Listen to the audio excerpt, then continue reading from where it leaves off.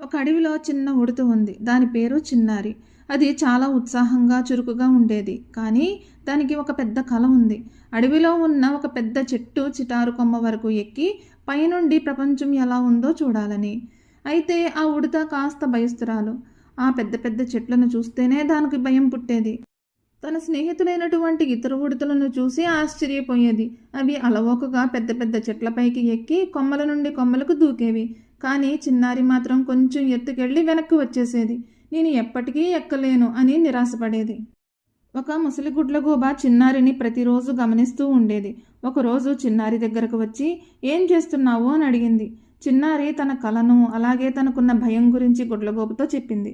గుడ్లగూబ నవ్వి, ప్రతి పెద్ద ప్రయాణం ఒక చిన్న అడుగుతోనే మొదలవుతుంది. నువ్వు ఒక్కసారిగా పై వరకు ఎక్కాలని చూడకు. చిన్న చిన్న లక్ష్యాలను పెట్టుకో. ముందుగా ఒక చిన్న కొమ్మ వరకు ఎక్కు, తర్వాత ఇంకొంచెం పెద్ద కొమ్మ.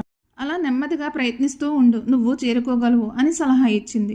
గుడ్లగూబ మాటలు చిన్నారికి ధైర్యాన్నిచ్చాయి. ముందు తక్కువ ఎత్తులో ఉన్న ఒక చిన్న కొమ్మను ఎక్కడం మొదలుపెట్టింది. పదే పదే ప్రయత్నించింది. ఒక్కోసారి జారిపడ్డా మళ్ళీ లేచి ప్రయత్నించింది.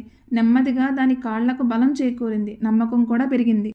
కొన్ని వారాల తర్వాత చిన్నారి అడవిలోని ఎత్తైన చెట్టు భాగానికి చేరుకుంది. అక్కడి నుండి చూస్తే అడవి మొత్తం చాలా అందంగా కనిపించింది. చిన్నారి ఎంతో సంతోషించింది. ఈ విధంగా దానికి అర్థమైంది ఏమిటంటే, చిన్న చిన్న అడుగులతో ప్రయత్నిస్తే ఎంత పెద్ద కలనైనా చేరుకోవచ్చని. ఆ రోజు నుండి చిన్నారి అడవిలోని మిగతా చిన్న జంతువులకి ప్రేరణగా నిలిచింది. ఈ కథ మీకు నచ్చినట్లయితే please like, share and subscribe to my channel.